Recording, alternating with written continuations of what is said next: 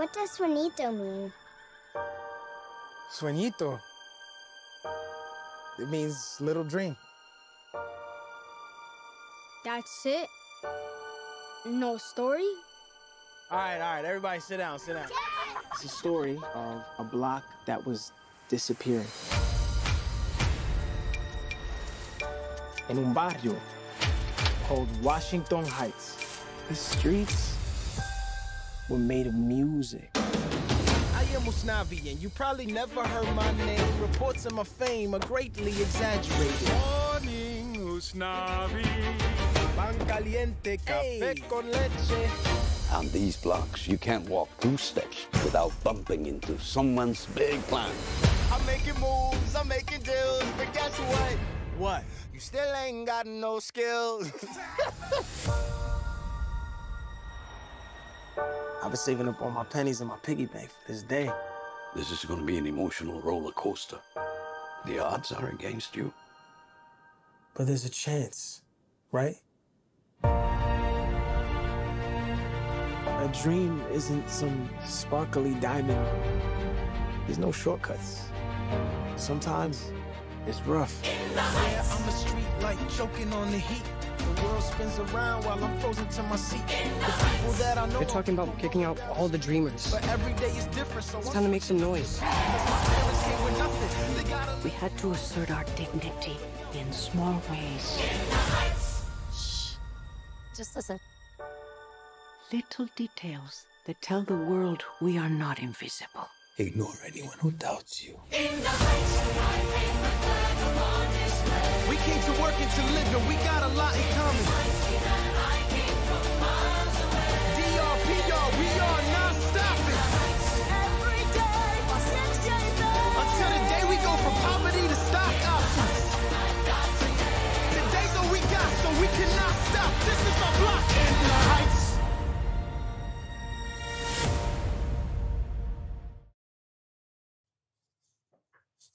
Stream up on Washington, dream up. I got nothing. I got nothing. Well, that was one of the most unsatisfying rap intros of all time. Thank you very much for that, Quinny. Well done. That's it. Podcast over. I'm out. Right, sorry. I've been Dion. I'm sorry. I apologize. I was actually fully intending to spend most of today writing a whole bunch of raps and amazing things, and then I didn't because racists. Good.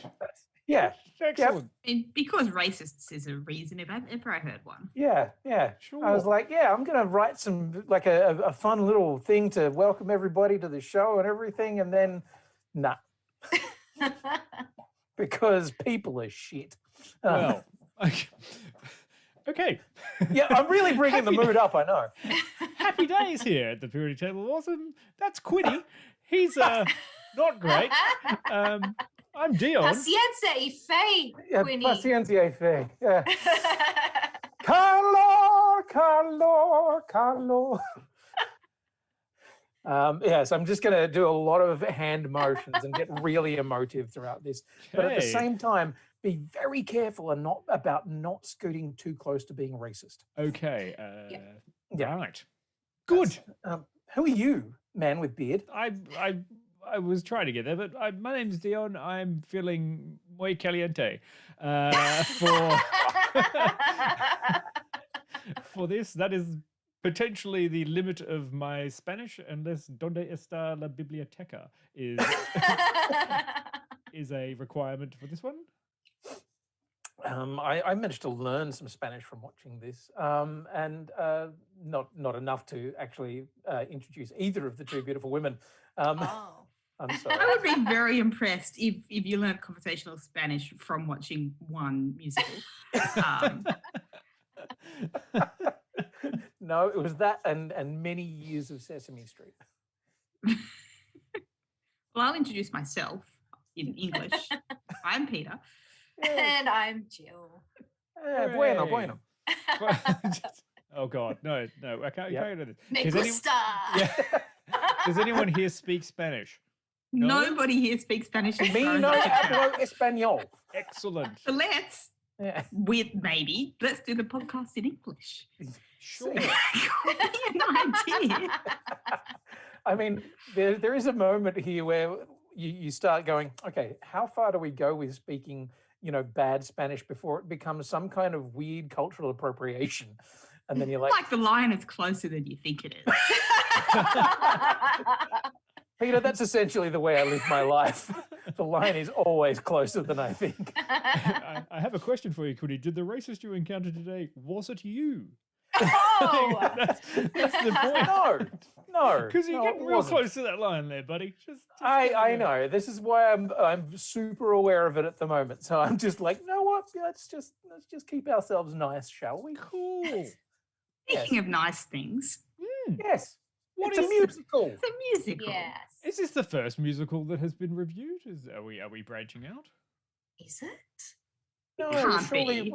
we must have No, done. we've done Hamilton. Yes, but Yeah. has it been released? I don't know. Has that gone out?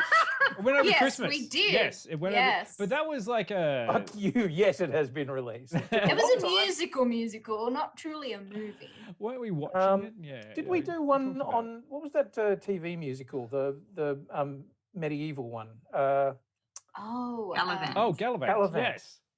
That was We must great. have done one on Gallivant. Yeah, I'm just double checking. I'm making sure that we're covering our bases. Well, I mean, we still haven't done Cats.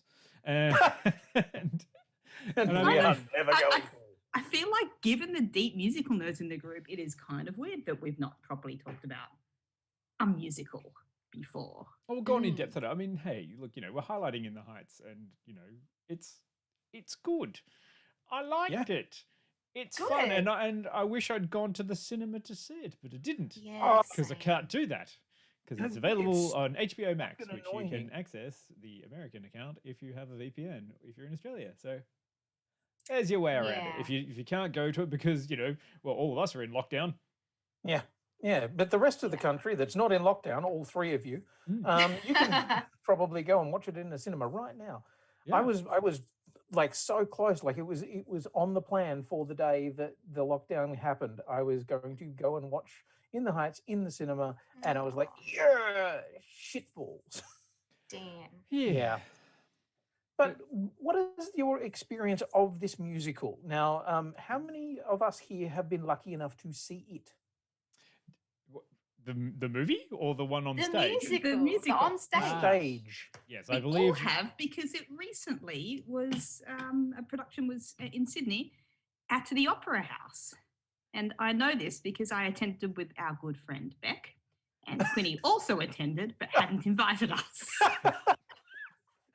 I was waiting for the salt to come out.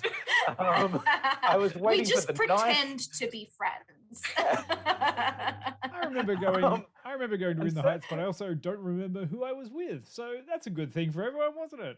Was I with you guys? If I was, I forgot. I'm pretty sure you were there, Dion. Did with you me. invite me, or just different? Like, was it just differently? Did we just run into each other? Like, oh, I can't believe I saw you here. I was just, I know that I said I was sick today, but I feel better. Like, is that how it all happened?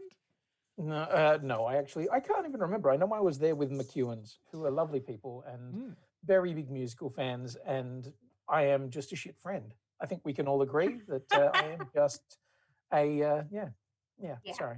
Well, I saw it with other friends, but I actually saw it in your neighborhood at the community theater. So Oh shit! You yeah, saw there's it down at another the Hayes. double. Didn't invite you guys. Ouch! Ow! That's right. There was dueling In the Heights banjos going, like one at the Opera House and one at like a small independent theater. It was and the I same like, production actually. So Yeah. they did the little local one, and then they got a big kick up onto the Opera House. So I was jealous I didn't get to go and see it at the Opera House as well. That would have been rad. It was so good. Yeah. It was a really good It was, production. it was amazing. actually. Yeah. So we've all Yeah, there was a seen lot of stuff In the with throwing Heights in its crates. original. Yeah, really cool staging. Yeah. And choreography with the throwing of the crates. So much throwing of So crates. this is nice. It's nice because I love a movie musical adaptation. I love a movie musical that's not an adaptation, but that's a whole different conversation. But it sometimes when one is very close to the subject matter, Les Mis, a movie adaptation could be a little bit unsatisfying. What was our how close are we, Quiddy? Like, have you been in love with this musical for a while, or is this a casual relationship for you? I've been seeing other musicals. Honestly, I've been singing around.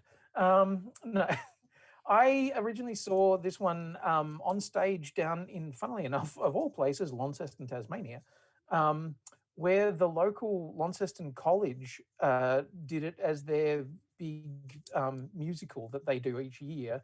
And this is a college that I've worked for. I've directed musicals for them and everything. And they'd managed to score the rights to being able to do it, and were very excited because it was obviously Lin Miranda, and Hamilton was the biggest thing around at the time, and every musical director is like, oh, amazing. And so I went and saw it, and it was one of the strangest things I've ever seen.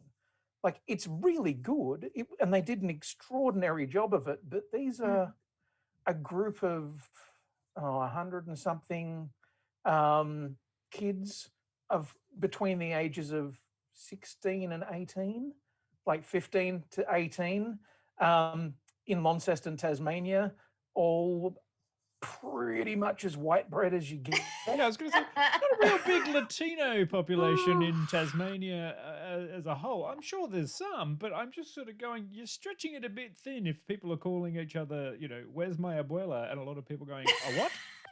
Exactly. So I'm from the mean street of Washington Heights. No, you're not. You're from across the river.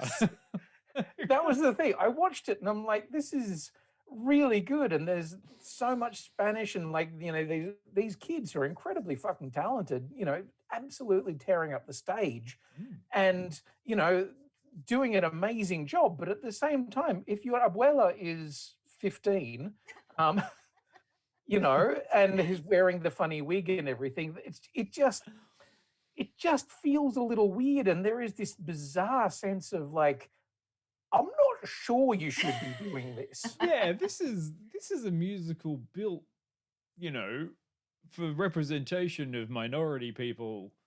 Yeah. And having I mean, a very white bread or cast is kind of like, it's really nice. But it's great, but it'd be like if the Launceston Players put on a musical version of Black Panther. You'd just be like, yeah. It's kind of like when my very, very, very white high school did a production of The King and I.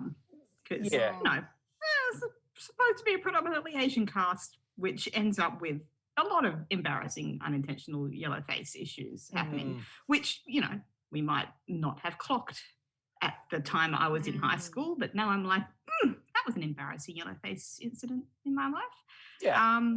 Yes, we need to think about the material and the casting opportunities when we are doing these things. And something I kind of wanted to, I guess, touch on is even this film has been criticised for lack of representation in its cast. So which I was fascinated by, because how so?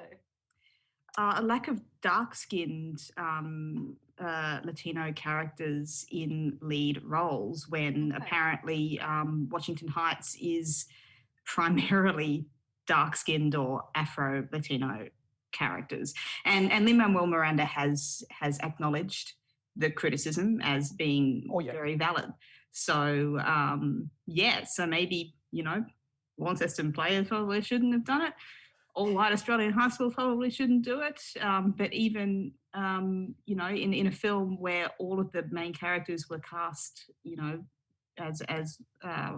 with Latino actors, it still really didn't represent people right. Which is a bit of a shame. Because, there are black characters in there, but not as many as perhaps would have been expected. And it was portraying a very... a lighter skinned Latino. Yeah.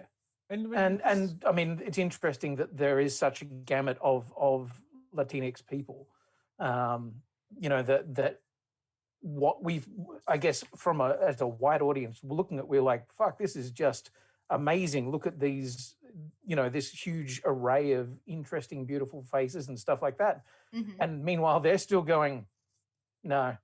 Yeah. Yeah, I mean, Well, it's that representation thing, right? If you've never experienced not being represented, you don't know.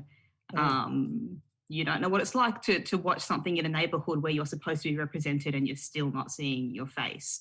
So that I guess it's put a little bit of a dampener on the release, in my opinion.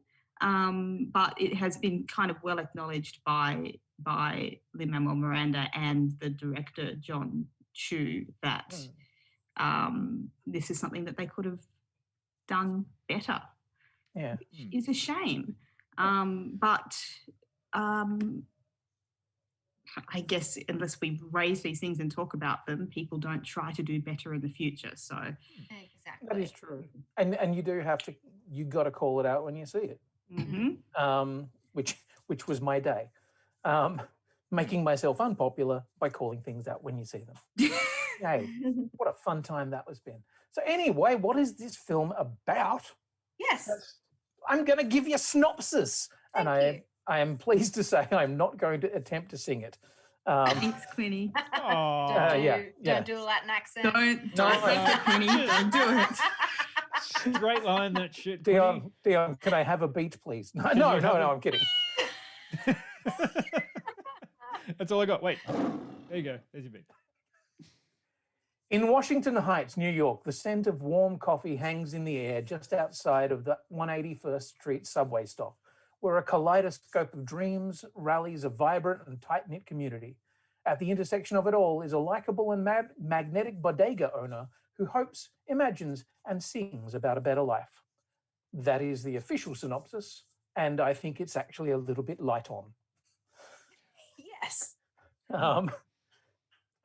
We meet Usnavi, who is the bodega owner of just being spoken about, and all of the characters in his neighborhood who he is interacting with, and finding out what all of their little dreams are. So what was the phrase that was used in the trailer? Sorito? Swanito? Swanita. Your little dream. Yeah. And yeah, it's interesting.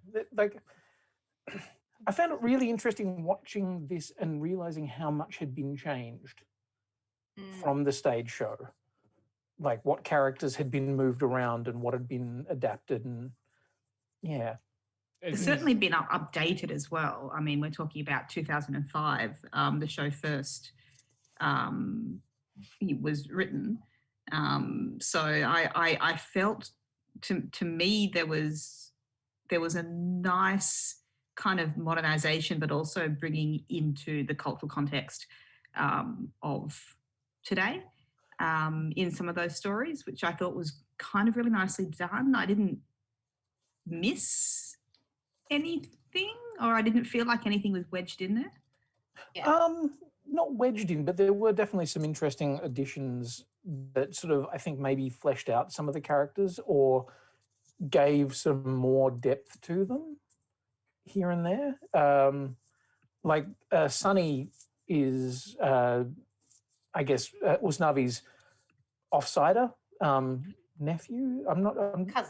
Cousin. Sorry, yeah. And yeah, there's an entire sort of subplot there about something that I guess we don't necessarily have any sort of basis for understanding of here in Australia, dreamers. So dreamers being the children of immigrants who up until when Trump was in power, essentially, if you're a child of an immigrant in America, you were legally an American citizen. I think, and feel free to completely correct me on this, but then dreamers were then told, no, you're not an American citizen and you can be deported, even though you don't actually have any home. And so, children of illegal immigrants specifically. And yeah, this puts Sonny in an interesting position, which I don't think was really in the original stage show. No. So yeah, again, characters that we should probably cover. Usnavi, who is our bodega owner, his cousin, Sonny, who works for him. There's Pete with the spray can. And I need to open a cast list because there's a whole bunch of characters that I And you can't have remember the name of. Vanessa, the love interest, who works at the salon. And it wants to be a fashion designer. Mm-hmm. Nina. Yes, Nina, the daughter of the car service owner, Mr. Yes. Rosario. Who has gone away to college and is uncertain about her future. Mm-hmm. Benny, who is working for Mr. Rosario and is in love with Nina. I like the character Piragua guy. Piragua. Piragua. Have you seen it? That was my favorite of the whole musical, Piragua. Piragua guy's just there. Oh, hi, Piragua guy. There he is. What a So terrible sweet, character. nice Piragua. Yes, he looks like a terrible person that we wouldn't be good at all and just doing a silly job. Yes. Boring man. So there's Daniela, who is the owner of the salon, who is interesting. Yes, like it's kind of like I think that there's a lot of characters in there, but they don't get as fleshed out as in like the movie is very much focused on the big numbers and the transitions in between those seems to carry it through, rather than the musical, which is all about giving each of even the side people a little bit of a song. Mm-hmm. And they lose. Yeah. They sort of like cut it back a bit to go a bit of a cross between. It's not really a musical because it seems to be. It's a movie about people with some music, like linked together with musical stuff. And what I've got to say, I think about it is the musical pieces in this are great. Yeah. And I just said we wanted more of those. Sorry, Dion, I want to know what you think a musical is, if not a story about people linked together with music. Well, I have no answer for you, Peter. What I think of what I expect as a musical is just like a rock opera, right? They start with a big opening thing and they just sing for 3 hours and then it's done and you've got to go. Was that Dante's Inferno? I don't know. It was in Italian. Yeah, but Many also musicals have dialogue between the songs. Sure, but many do, but I do think it was an interesting choice to actually shift this one away from being a more operatic type thing, in that there wasn't much dialogue in the stage show at all, if any. Yeah. To suddenly adding a lot more dialogue in this one, and also removing a couple of characters. Yeah. Rolling a few in together a little bit. I gotta say, I actually followed this film version way better than I followed the stage one. Because when the stage one started, I was just kind of like, who's that? What's this? So many Who's that lights guy? and colours. Yeah. Why are they throwing milk crates at each other? What's going on? Like, and because it's like got a very, you've sort of got to know what you're in for. And I don't understand any kind of Spanish, and even with a bit of an accent singing English at me, I'm like, what? What are they talking about?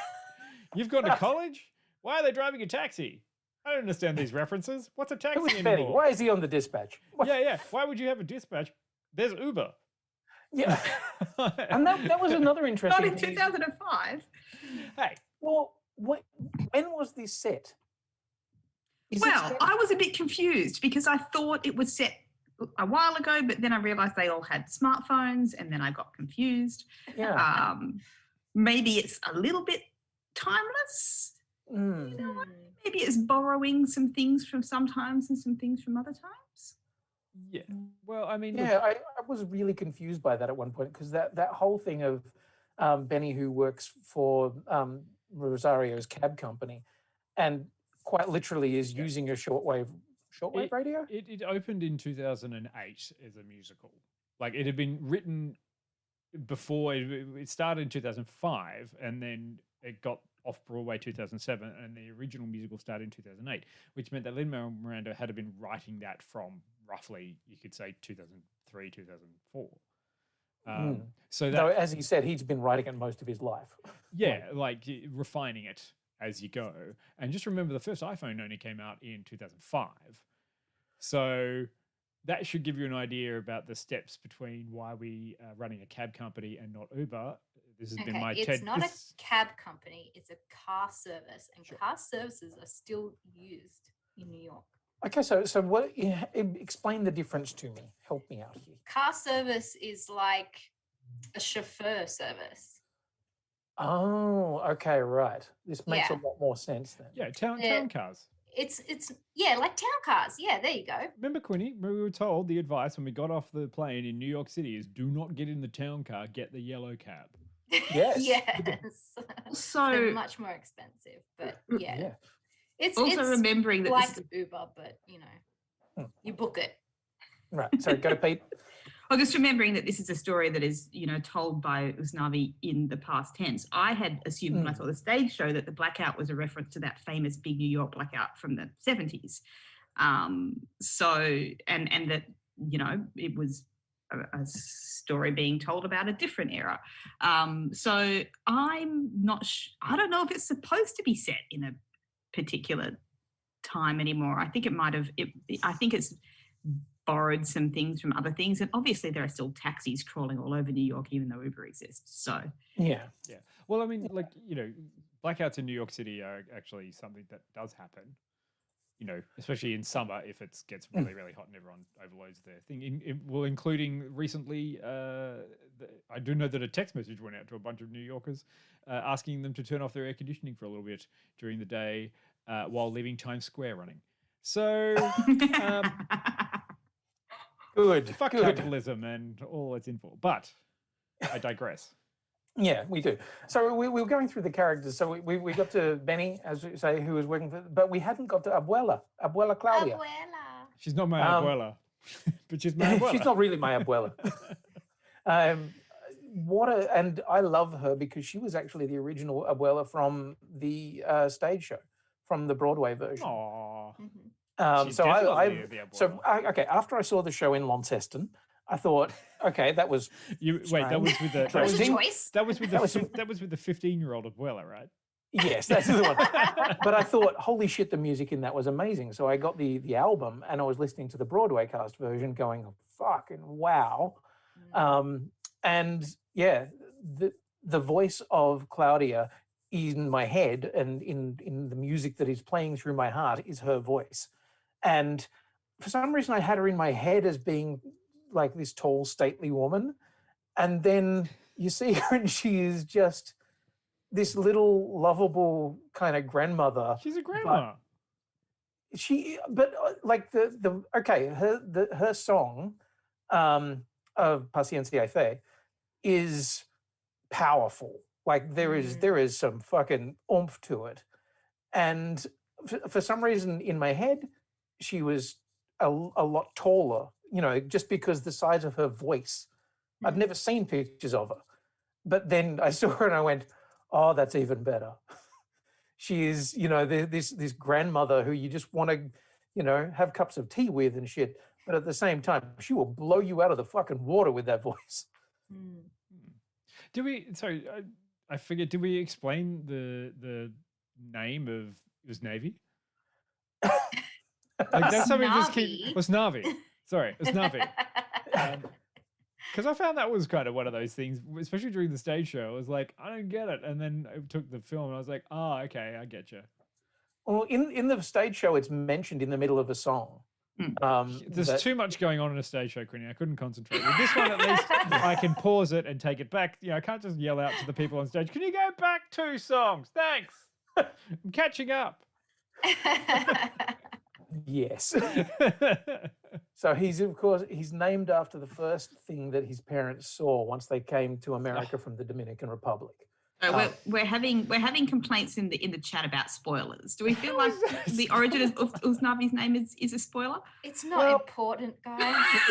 It's not important, but also it's actually moved around in the musical. So in the musical, it's the beginning, right? Yeah. So in the stage show, it's right near the end that they actually reveal where his name came from. Really? Whereas in the movie, it's put right up front. I mean, I can just turn the spoilers on. There you go. Yeah. As Casper said, he's like, is there much to spoil? It's a musical about Washington Heights. Stuff Yeah. happened. Like that's not the spoiler of the movie. No, well, there are Where his things to name spoil, and there are points that I do want to bring up in terms of Sure. plot stuff. I'll just that chuck it up it now would anyway. be considered a spoiler. So Yeah, yeah, at more some point we're going spoilers. to be careful with it. Yeah. Just Um, checking. That's all right. It's fine. Just checking. Yeah, yeah, Yeah, yeah. it's fine. That's fine. Oh look, it's already Um, been spoiled in the chat. Yeah, yeah. Yeah, you guys did that. Fine, whatever. Can't hold Thank- us accountable now. yeah. Other characters who are well worth a look. So you've got Daniela and Carla, who both will walk at the salon. And then you've also got Piragua guy. And one who is missing that I found interesting was Camila Rosario. Mm. The mum, yeah. So this is probably, from my money, one of the biggest changes. Mm. Is that in the stage show, Nina's mother is still alive and has a very important role to play in the story. Oh, yeah, they did fridge the mother, didn't they? Well, they didn't actually say she was dead or anything. Yeah, but even so, not having her around Is she at still all. fridged if she hasn't been murdered? I think it's only fridging if it's done at the beginning of the movie to give them main character motivation. Yeah, exactly. And technically, that's not even Kevin's main motivation for why he wants what he wants. So technically, Yeah. not a Well, fridging. apparently, that's true. And it says that, yes, they did mention that she was dead. So, yeah, they fridged her. I stand by it. She didn't just go to a farm up north. Go on holiday to a farm upstate. That's where she is. Somewhere in the Catskills. It did make a lot of sense though, because it actually gave Daniela, it gave her a song. So you were saying, Dion, that all the characters in the stage show got a song or something to kind of explain a bit more who they are. I felt like they did, but I could be wrong because my memory is, as we have established, very sketchy, as I can't remember who I went and saw this with. And I don't know too many people. He just knows he was in a room I and it was- happened. He was in the room where it happened. There were a lot of milk Look crates. out for the little Hamilton Easter egg. Guys. We won't Yes. say what it is, but it gave me a real chuckle. Yes, it Same. made me very, very I happy. mean, yeah, it was great to see George Washington. Oh, sorry. Yeah. Not even that. That's why it's called But George yes. Washington Heights. Oh. And we're not talking about the George Washington Bridge that was in a lot of scenes either. No. George Washington's going home, but anyway. So yeah, one of the songs that was Camilla's song was given across to Daniela, which I thought made a lot of sense, to be honest, because it was kind of like, okay, well, here's a character who gets a bit to do in the stage show, but essentially is relegated to, hey, you're the people in the salon. Yeah. You do just that salon stuff.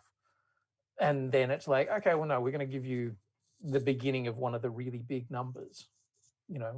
Essentially, you are the kickoff for one of the massive dance sort of set pieces. I had a lot of fun with it. Very fun. Yeah, I it's really great. enjoyed some of the different ways that they both choreographed, but also all of the graphic elements in the musical sequences. I liked that each different song, which had a slightly different mood, was kind of treated a little bit differently. Particularly the Nina and Benny's duet. I forget the name of it. On the side of that building, that was such a lovely idea. Oh, it was so good. But also that one where they had that, those graphic overlays coming in. I thought that's such a fun little. That's fun. This Actually, feels yeah. like fresh. It doesn't feel like every movie musical I've seen before. And we do actually have a clip from that bit, but if you, I think that's the one that I sent through to you, Dion, wasn't it? I have something about a lotto that people want to win. Does that? Yeah, the does that lottery sound one. sense? Yeah.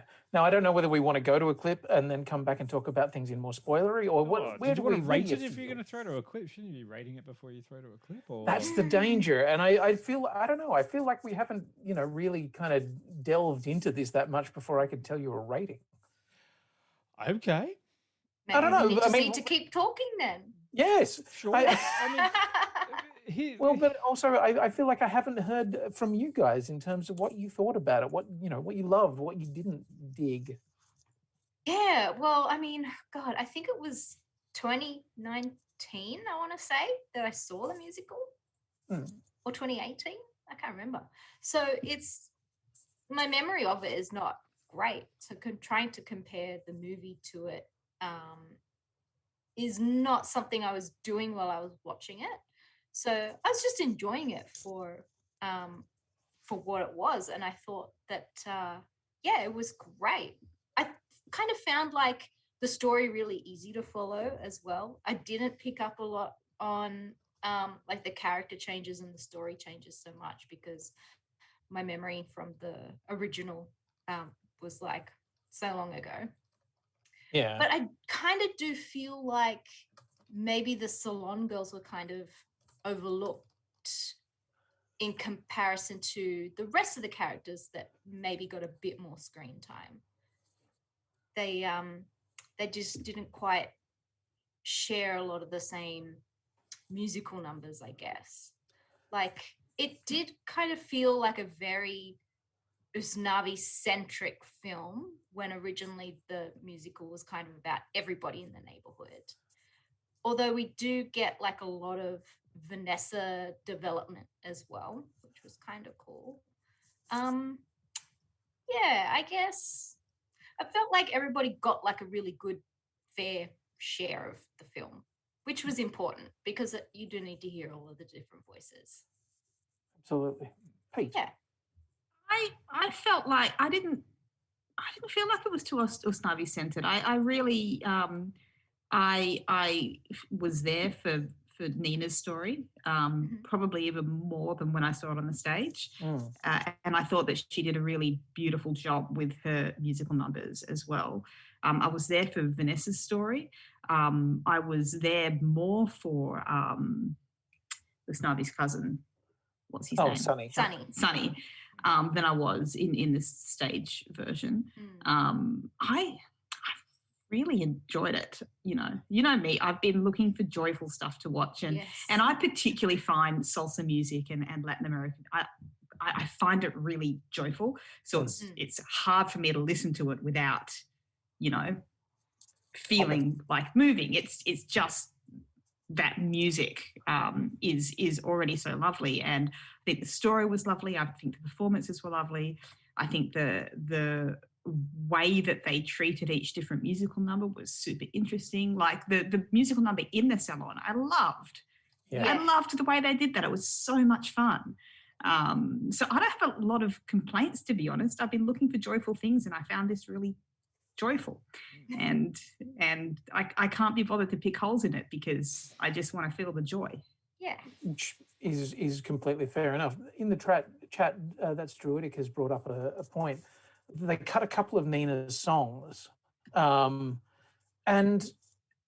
I found that really interesting because I think they changed the focus fairly significantly from stage show to film. Like, Dion, was it you who said that it was very Usnavi-centric, or was that you, Jill?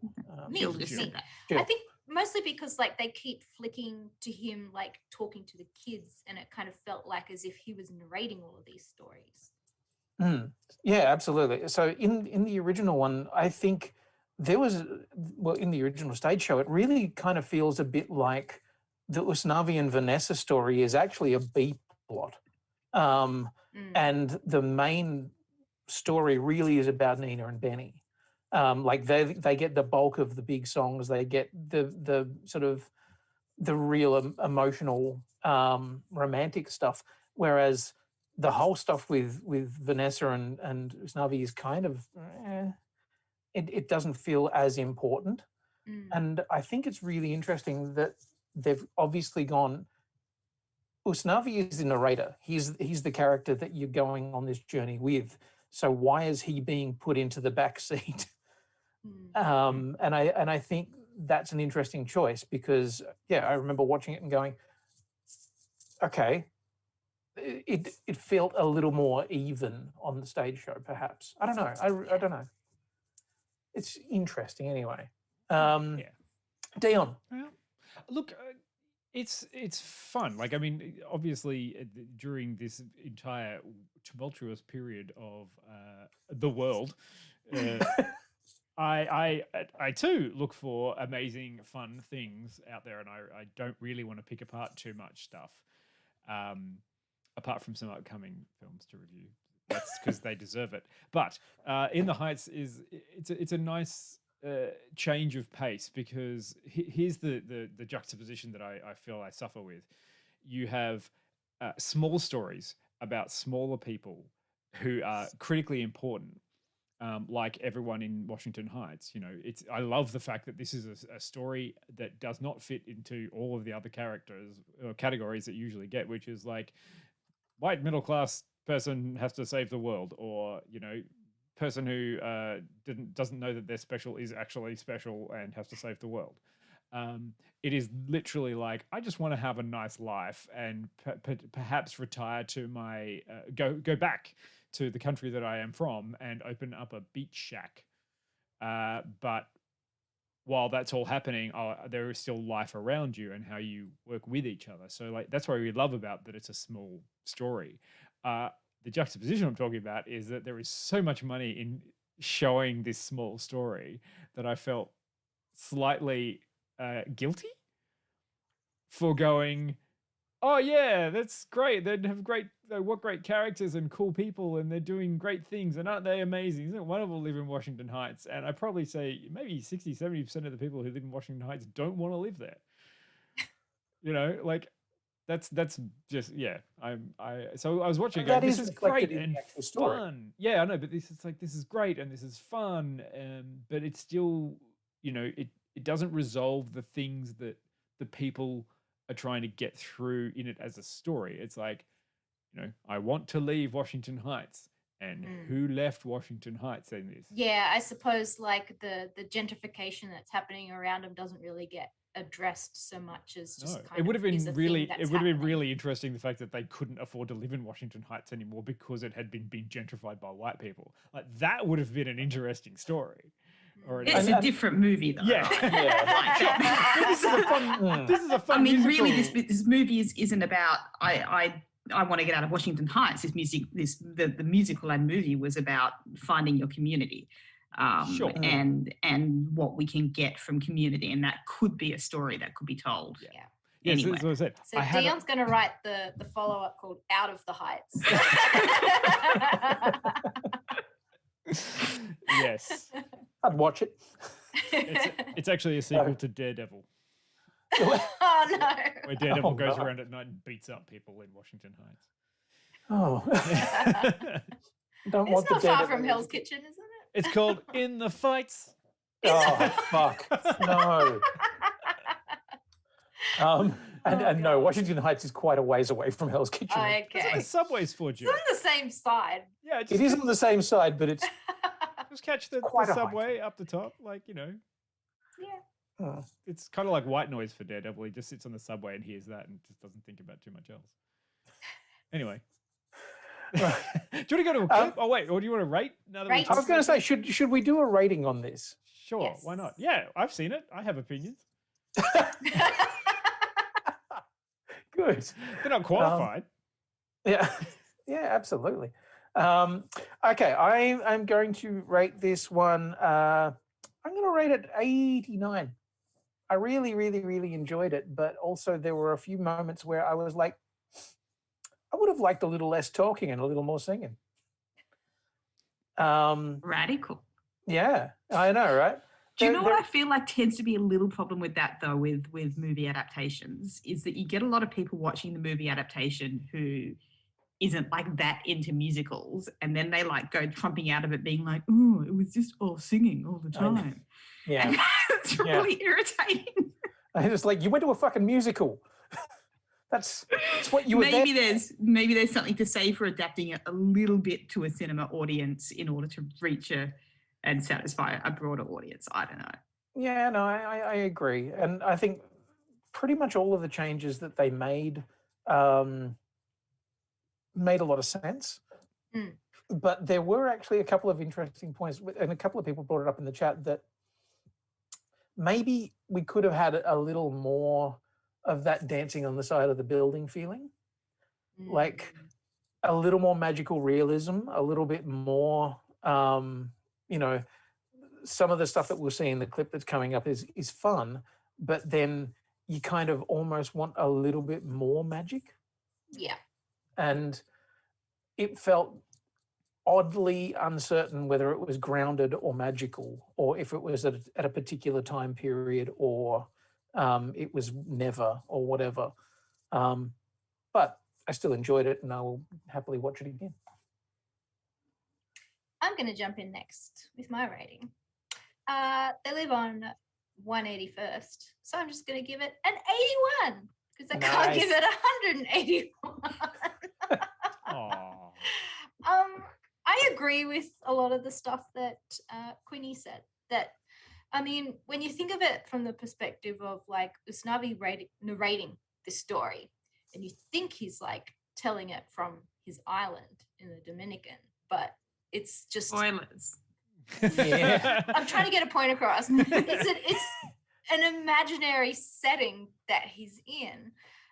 If that's the kind of magic that he's spinning with his story, how are we not seeing more of it in the musical numbers? How is there not a little bit more of that being woven through than just 3 numbers that I can think off the top of my head out of the whole musical? So, and I just didn't feel it right in the heart like I did when I saw the stage musical. That's the one thing I do remember coming away from that. It was such a small room in a community theatre, but the performances that were given were so heartfelt and so raw and like right in your face. And this was just kind of like, oh, this is a lovely little movie version. So, I mean, I kind of want to watch it again. I'd love to see it in a cinema. I think that would probably create a bigger impact for me. So if you guys haven't seen it yet and we do get out of lockdown, try and see it at the cinema. So yeah, just an 81. It was really enjoyable. Nice. Dion or Pete, who wants to go first? Peter does. Bus goes over Peter. I really liked it. I think it's a successful adaptation, and not, you know, very much like with books that people love, it's hard to bring something from one very specific format to another very specific format, and do it successfully. Obviously, Lin-Manuel Miranda involvement would have helped immensely in terms of being faithful to that source material. But I really feel like they used what cinema opens up in a really nice way. And I found it joyful and I had a lot of fun. So I'm going to give it 92. Hey, there we are. You did enjoy it. I think I'm going to Maxwell Smart it. 86. I thought you were going to say good thinking 99. Could have gone either way on that one. Yeah. Yeah, look, it's not perfect, but it was slightly hard for me to access as a story, but I love the story when I learned and went through it. And yeah, I wanted a bit more magical realism in some of that love for it, because I think the thing that they kind of dropped a little bit from the stage show was there was an obvious love of the community, and it seemed to be it was a lot of love between some major characters and not of the community that came out in the actual movie. And that's always kind of hard to do. As I said, you know, it's small stories but on a big scale, so everyone on there is a trained something. You know, there's a dancer, a juggler, or something out on stage. So it doesn't, I don't know if that really feels like the full community vibe you get from like a real story. But look, it's great. Like, does it make you laugh, cry? Does it have a proper story? Is it just a story about normal people having normal lives? Yes, amazing. That's great. It's entertaining. There's a reason he's a good musical person and potentially should, maybe keep writing musicals. We like them. You guys not stay for the post credits? Quinny, did you turn it off in the middle of the music in the credits? How dare you? I was dancing in my living room. I'm trying to remember whether I did or not. I'm like, what? There is a super cute post-credit scene. If you're watching this at the cinema, stay till the end. I do not remember a post-credit scene from the stage show. No, there is no post-credit scene. In the stage show. That's a weird addition. There's not even a Mr. Softy in the stage. Is this a Marvel movie? No, Mr. Softy gets referred to a couple of times. But yes. Okay. Right. Well, there you go. And Druidic, I'm so glad you've given it a 105. Our rating system doesn't allow us to do that on the website. That's fine. Sure, I can. Just create another person and rate it twice. Rate it 100 and then 5. Well, so somebody gives it 5 and somebody else gives it 100. Yeah, I was going to say, that's really going to fuck up the whole algorithm. That's how math works, right? Yeah, totally. All right. Would you like to go to the clip that you were talking about, Quinny? Please. Absolutely. Sure, why not? Prepare your dancing shoes. It's almost been an hour. We should go to a clip now. Yes. If I won the lotto tomorrow, well, I know I wouldn't bother going on no spending spree. I pick a business school and pay the entrance fee. And maybe if you're lucky, you'll stay friends with me. I'll be a businessman richer than Nina's daddy. Tiger Woods and I on the links, and he's my caddy. My money's making money. I'm going from pole to modo. Keep the bling. I want the brass ring like Frodo. Oh no! Here goes Mr. Braggadocio. Next thing you know, you lying like Pinocchio. Yo, if you scared of the bull, stay out the rodeo. Oh, I got more flows than Obi-Wan Kenobi. Oh, you better stop rapping. You not ready. It's gonna get hot and heavy, and you already sweat. Yo, yo, yo. Yo, yo. I'm sorry. Was that an answer? Shut up. Go home and pull your damn pants up. As for you, Mr. Frodo of the Shire, what? 96 G's ain't enough to retire. Come on. I have enough to knock your ass off its axis. You'll have a knapsack full of Jack after taxes.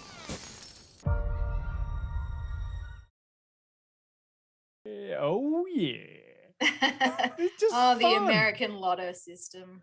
And Much like every lotto system everywhere. Yes. we don't pay tax on lotto in Australia. I'm sure the tax man would disagree. Oh, I mean, like, they give you the money first. They don't take the tax out first. Like yeah, in well, America. you still have a tax bill. You're still supposed to lodge but it. you get the amount. Not like in America, they take the tax out first. Yeah, right. sure. Look, if I won $96,000, I'd probably would just go, great, still can't afford a house. 96,000. I know, right? 96,000. Yeah, 96,000 is enough for someone to barely pay off their student loans right now. So Yeah. What a change of life. This is one of those things that I found so funny. Like, you watch the stage show and you're like, oh yeah, okay, 96,000. That's a cool kind of number and everything. And then in 2021, you're like, $96,000 is fuck all. And I wouldn't say no. No. No one would say make a no. big difference to a lot of people. Yeah, but it's sort of like, I won lotto. How much did you win? I won 12 million. It's like, well, that's good. You can probably retire, and then the rest of your inheritance will be gone by the time you're dead. You can afford a nice house, and that's all. Yes. It's not like lotto these days is not, unless it's over 100 or 200 million, it doesn't even matter anymore. There's so many millionaires out there. If you want $1 billion, okay, fine, you can retire and generational wealth. Yeah, don't even do the maths on billions. That gets very depressing very quickly. Very, very quickly. I love the. Did anyone else get Fred Astaire vibes in that scene with the tilt of the building? Oh yeah. Yep. Yeah. I was wondering at first if that was a deliberate reference and if it was going to keep tilting in different directions. Yeah, I found the pool scene, the pool musical scene, or the pool song. Can I call it the pool song? Sure. I'm going to call it the pool song the weakest of the songs. Oh, I only found it weak because like the crowdiness of the pool was kind of stressing me out. I was like, guys, There's no Seasons apart. pandemic in this movie. It's okay. Yeah. I'm kind of actually with you on that one, Dee. Like it was a song that I was really excited about, and there are a few times I was like, I'm struggling to kind of hear it, and I don't know, like I think the idea of being in a pool is a lot cooler than the fact of being in a pool because you can't actually move that fast.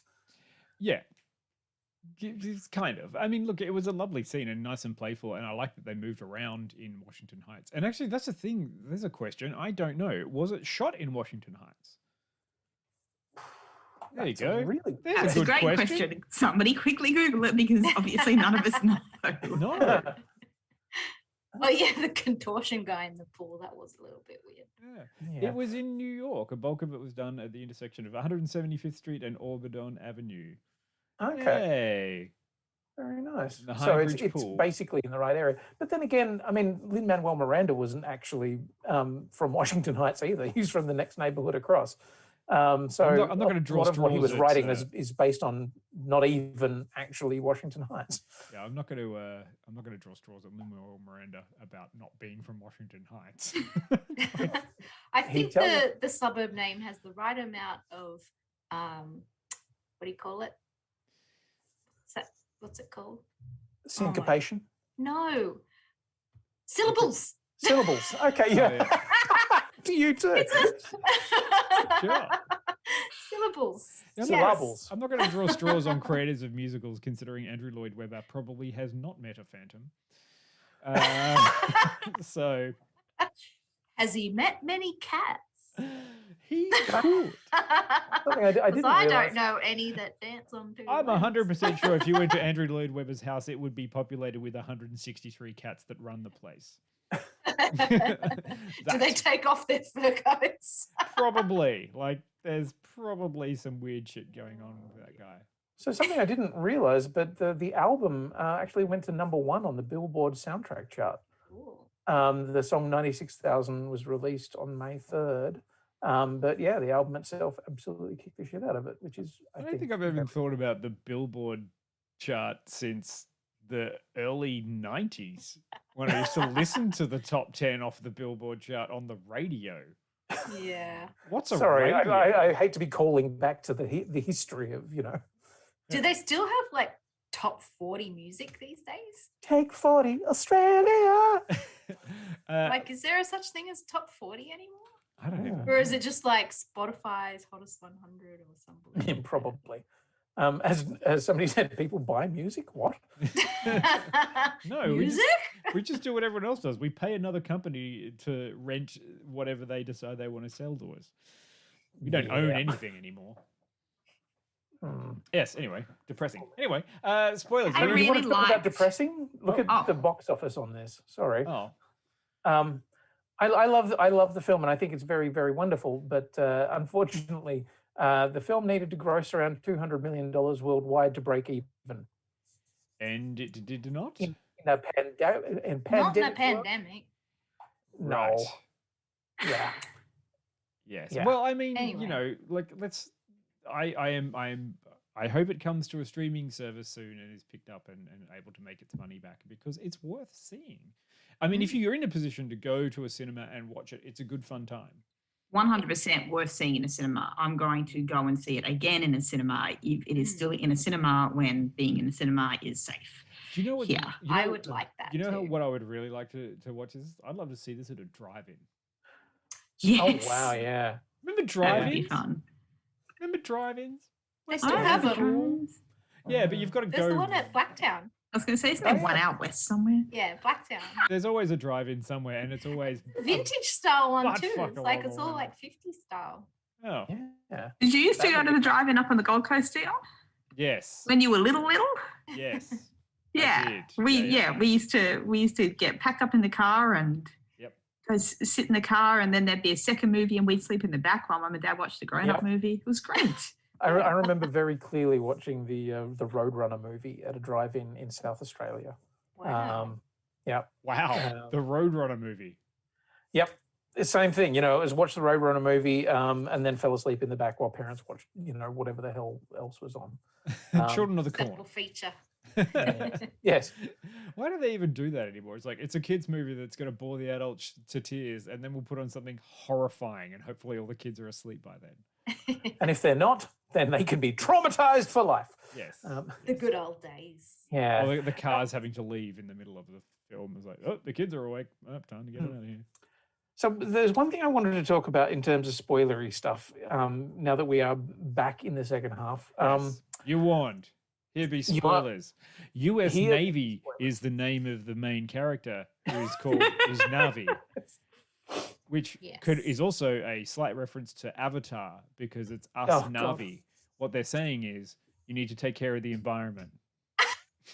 Fucking, I want to kill you. I want to reach through the screen. Just choke Dion.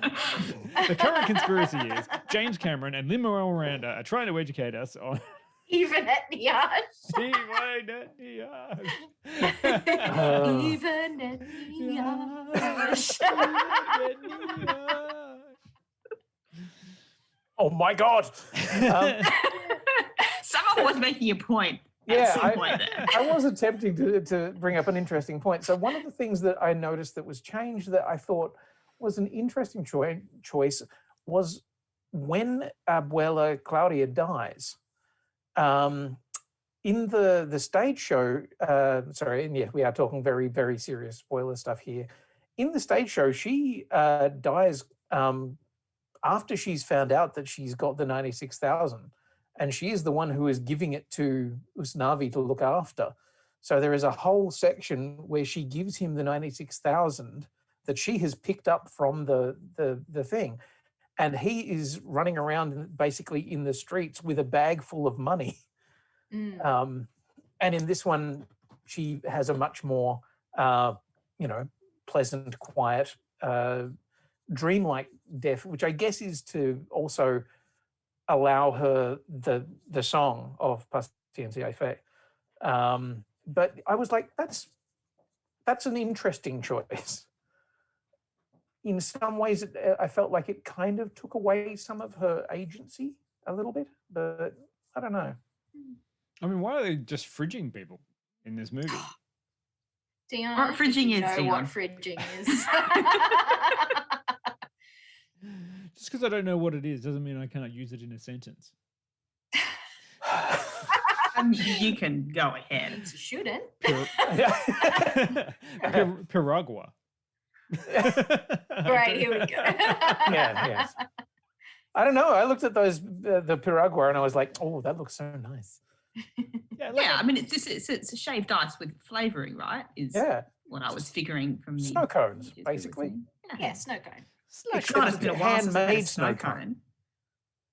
Anyway, this is Yeah. just nostalgia all the way. That's kind of We what used to have like a little snow cone machine, like they used to do them at home, and you put cordial on them. Yeah. Yep. Was The yours ice in the in. shape of like a penguin? Yes. Yes. Yes, it was. I remember it well. Did you ever used to like suck all of the sugary water out and then compress the ice back into like an ice cube and peg it at your friends? That's such No. a Dion thing. to No, do. I did not do that I never did that either. I just wondered. Oh, shit. Do you know what I loved? I really loved the dance scene in the club. Oh yeah. Yeah, that was great. Like all the scenes were pretty amazing, and I have in defense of that sideways building, floaty dance scene as well.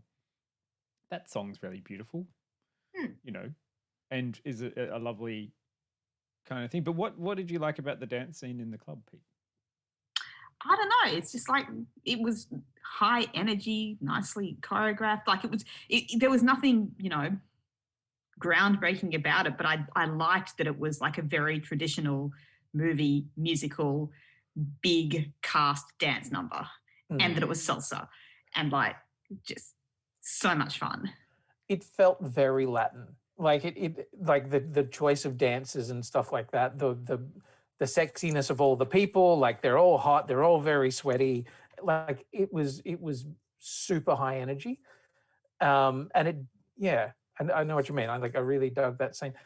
There was a scene later on that was the one that felt the most like a bit out of a musical to me. and not necessarily in a good way.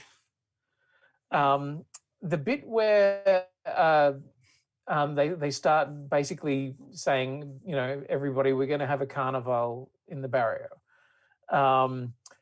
It starts off with, you know, this sort of very, very forced kind of, I remember being a little girl back in, you know, and it's funny, like Feels in a the little bit original like West Side Story with the Mhm. the tablecloth or whatever. Yeah, that was the one moment where I was like, on a stage, you forgive this. Like on a stage, you kind of go, yeah, no, I get what you're doing, and we need to lead into one of our biggest dance numbers. On a feature film, you're like, wow, this feels stagey. Yeah, I still dug it though. twee. Yeah, absolutely. I mean, it is good, but it was the bit that made me just go, Yeah. It's like, oh, we're going to lean into that stereotype. Yeah. Though as went by in the chat a while back, Stephanie Beatriz as Carla, I dug her so much. Yes. I love Brooklyn Nine-Nine, so she was badass. Yeah, it's good. Look, you know, the whole thing was very lovely and very kind of a little bit of happy in a whole sea of weirdness. So it does feel like we're kind of picking apart, like, oh, this was a bit weird, but like it is a very heartfelt kind of story. And do you think that this story is one that needs to be kind of reinforced around the traps as we go through? Or do you feel a sense of community these days where you live? Where I live alone and I'm not allowed to see other people. Yeah, exactly. That's what I mean. But we're creating a Washington Heights online with all these wonderful people in the chat. Look at them. Look at them all singing and dancing out there. Yeah, actually, you know what? It is nice to see like the same names every week come and join us and talk with us. And I feel like we have a rapport with all you guys that watch our channel and interact with us. And I love our little periodic table of awesome community. Yeah, absolutely. Yeah. And I like to think that when I die, you'll all stand outside the street and hold candles up. It's just Abuela Queenie.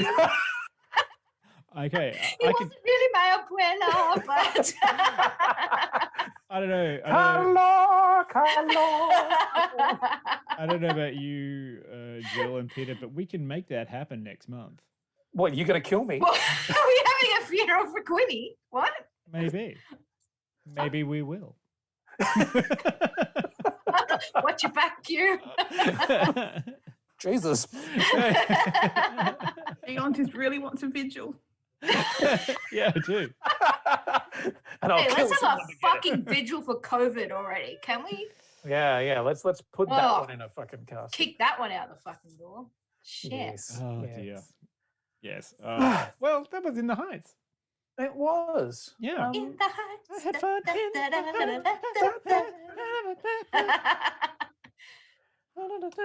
What's funny? One of my favorite It things devolved about, into humming now. yeah. I don't know what it is. One of my favorite things was watching Jenny, who was our musical director, who'd done so many different musicals Wait, are we at in Launceston Launceston now? College. Yes, right. Okay, sorry. Just help frame Yes. the thing. Yeah. It's just like So this she Jenny was who the was our musical director I'm at like, musical. we don't have a musical director. We're a Twitch show. No. Maybe we should. No, but Jenny, who was a lovely, lady who's sort of, I don't know, coming up on retirement, I guess, sometime in the next 10 years, who has done so many different musicals, has done Hair multiple times, has done fucking Hairspray, has done everything hair related as a musical. All two of them. All two of those shows and some High School Musical and a whole bunch of other shit. And seeing her look at the score for In the Heights and just go, fuck. Because she is used to, having an orchestra and having all that stuff. And she's like, oh God, we actually need an entire Latin samba group. because you can't actually do this musical if you don't know how to play Latin music. I've never met this Jenny person, but I can just imagine her face was fuck. Just like, I'm Jenny, the musical director. Shout out to you, Jenny Bakun. We love you. She was amazing, but yeah, that, like the moment, because she also played the piano through most of it. So not only is she, doing, but she's like, like exactly. So, whilst that may have not been the right musical for that particular thing, I still love and respect Jenny for giving it the red hot fucking go she did. Speaking of red hot goes, what's coming up on Friday, Quinny? Oh, well. Mukbang week. Yes, apparently we're doing a mukbang or mukbang. Now, what entirely that's going to entail, I don't really know. I think just bring we your were dinner. talking a few weeks ago about having a burger party. So I don't know, everyone's just going to get their takeaway and join. Well, right? I think that's Is a the burger plan. party different to a spit roast?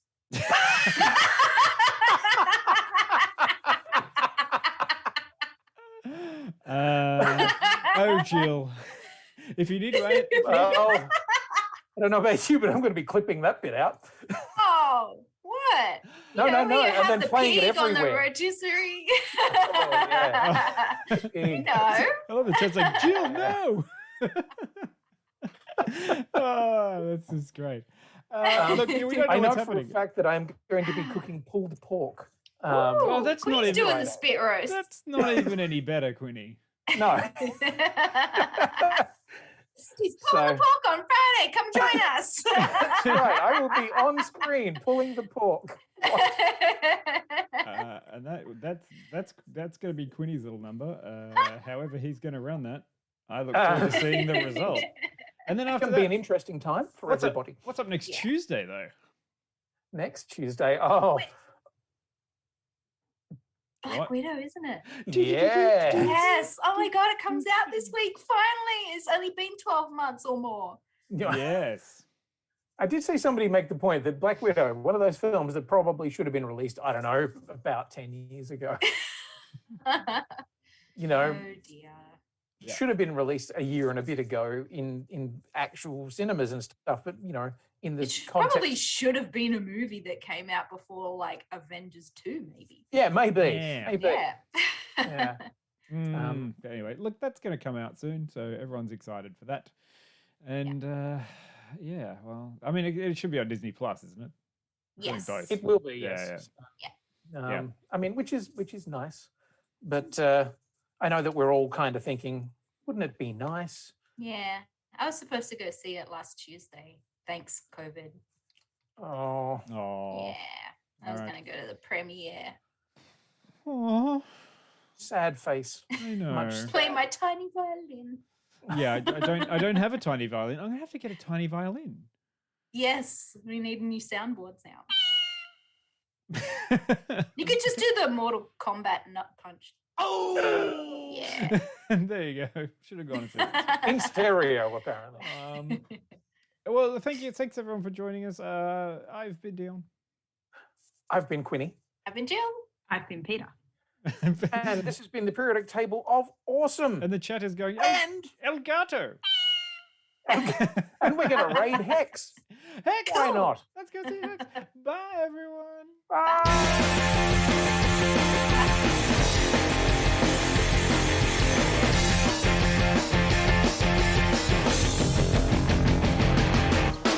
I wanna live in a world full of heroes, not sit here counting zeros in a cubicle downtown. I wanna look out my window, see 'em flying, and swing across the horizon as I cheer 'em on so proud. See, powered girl keeps staring at her face, and call Colossus and have him teach me ways, and then we'd exercise.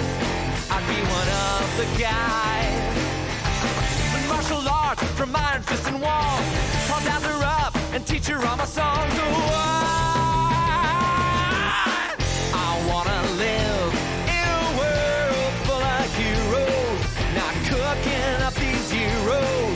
my parents' restaurant now. I wanna yell,